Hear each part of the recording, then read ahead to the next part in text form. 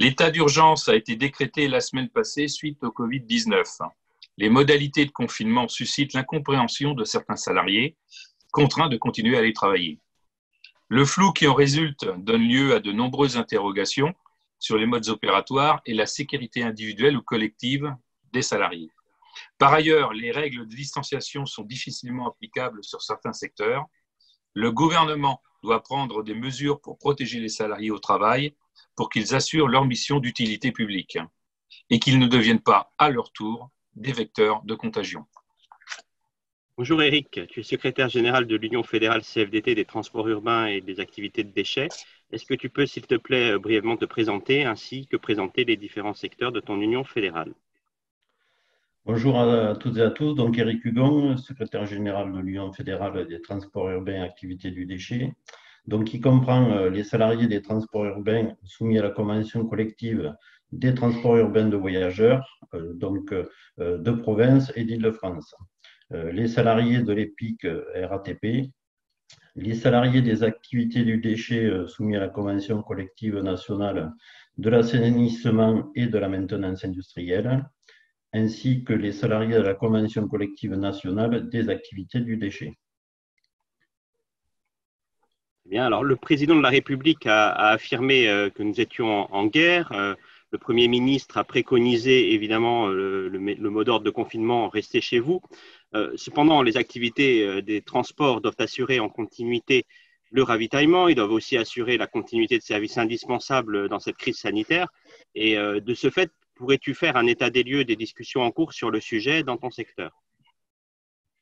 Oui, donc en effet, dès le vendredi 14 mars, suite à l'intervention du chef de l'État, donc les militants des réseaux urbains ont demandé la mise en place des mesures de protection dans les transports urbains, des mesures barrières.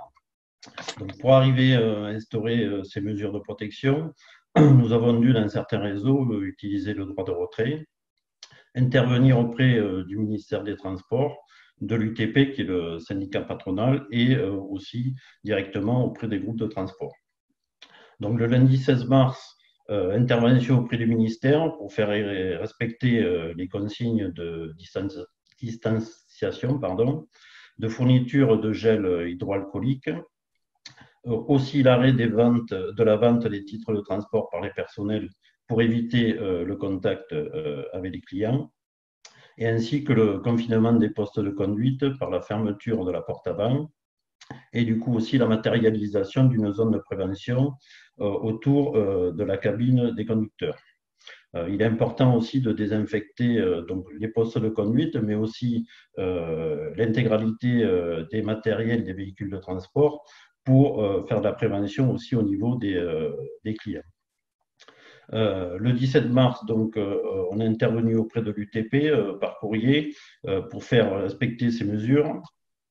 Et c'est vrai que le 19 mars, ces mesures ont été prises par arrêté ministériel et envoyées donc au préfet et au groupe de transport, ce qui a permis de poser la situation. Et donc, cet arrêté a été relayé par les militants syndicaux et suivi des faits dans les entreprises qui n'avaient pas encore mis en place ces mesures de protection. À partir du 19 mars, la situation était convenable quasiment partout dans les réseaux urbains ainsi qu'à la RATP. Bien sûr, en adaptation, l'offre de transport, dans un premier temps, a été adaptée avec les personnels disponibles, suite aux arrêts pour les gardes d'enfants et aussi certains arrêts par les médecins vis-à-vis des salariés qui étaient à risque. Dans un deuxième temps, une réduction d'offres, donc suite au confinement plus strict, a été faite.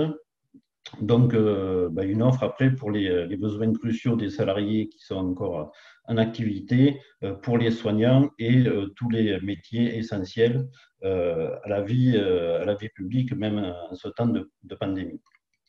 Aujourd'hui, au niveau de l'offre de transport, on est à 30% d'une offre habituelle et cela suffit, je dirais largement, vis-à-vis du nombre de voyageurs.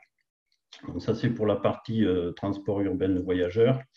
dans les entreprises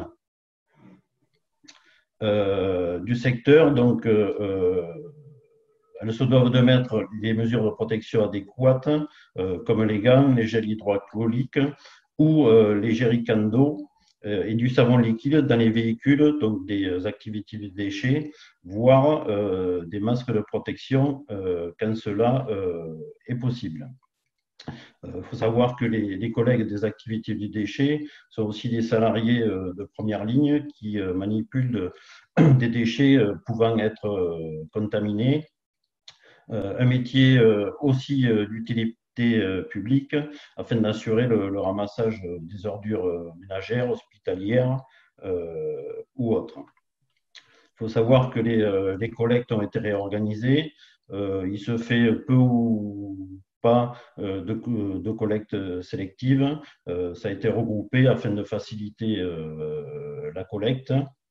Et on voit aussi une limitation de l'activité dans les déchetteries non essentielles. C'est vrai que dans ces secteurs, suivant les entreprises, la situation peut être précaire au niveau sécuritaire par manque de moyens dans certaines entreprises. Alors, ce qu'il faut savoir, c'est que le tonnage des collectes, donc du collectif et pavillonnaire, a augmenté par le fait du confinement. Et donc, nous demandons aussi par la même occasion aux citoyens du civisme pour faciliter l'enlèvement des déchets et protéger les éboueurs. Ceci tout simplement en mettant leurs déchets dans des sacs poubelles fermés et dans les bacs prévus à cet effet, et non pas à côté des poubelles. Bien, c'est très clair. De ce fait, on a vu la mise en place d'un télétravail massif au début de la crise. Et puis, on voit bien effectivement que la sécurité, l'hygiène, mais aussi l'alimentation des salariés pour certains secteurs de transport est devenue une préoccupation majeure. Bon, tu évoquais toutes les mesures réglementaires qui ont été prises et comment ça se passait finalement sur le terrain. Est-ce qu'il reste, selon toi, des points problématiques, des points de crispation ou au final, finalement, ces dispositions sont relativement bien appliquées? Alors, par rapport au télétravail, bon, déjà, il faut savoir que dans nos professions, 80% des salariés sont sur le terrain. Hein, ce sont les conducteurs, les contrôleurs, les régulateurs, agents de sûreté, éboueurs, conducteurs de benne. Donc, pour ces salariés-là, pas de possibilité de télétravail. Pour les autres, je dirais il n'y a pas de souci. Ça a été mis en place dès le départ et je dirais ça marche plutôt pas mal. À aujourd'hui, la situation est quand même stabilisée dans les TU. Alors, quelques petits points dans certaines entreprises d'activité du déchet par rapport aux moyens de protection, mais globalement, la situation aujourd'hui est quand même stabilisée et plutôt pas mal.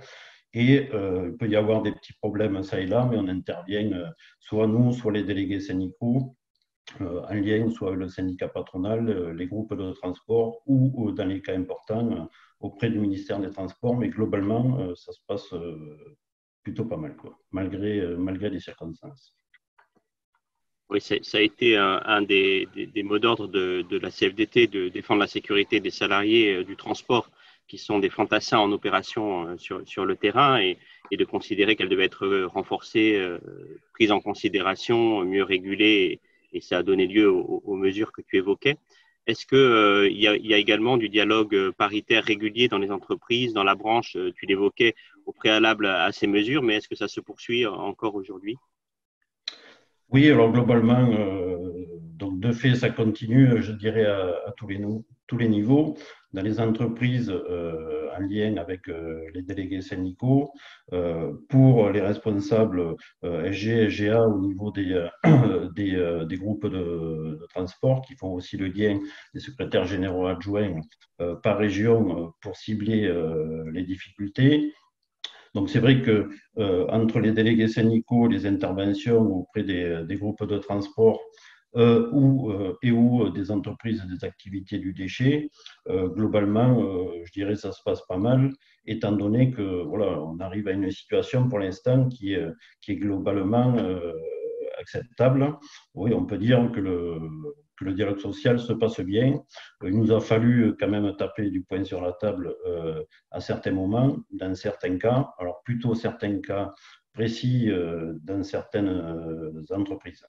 Alors, pour l'instant, je disais que la situation était convenable. Nos préoccupations en ce moment, c'est de s'assurer que l'approvisionnement des produits de protection pour les salariés puisse continuer.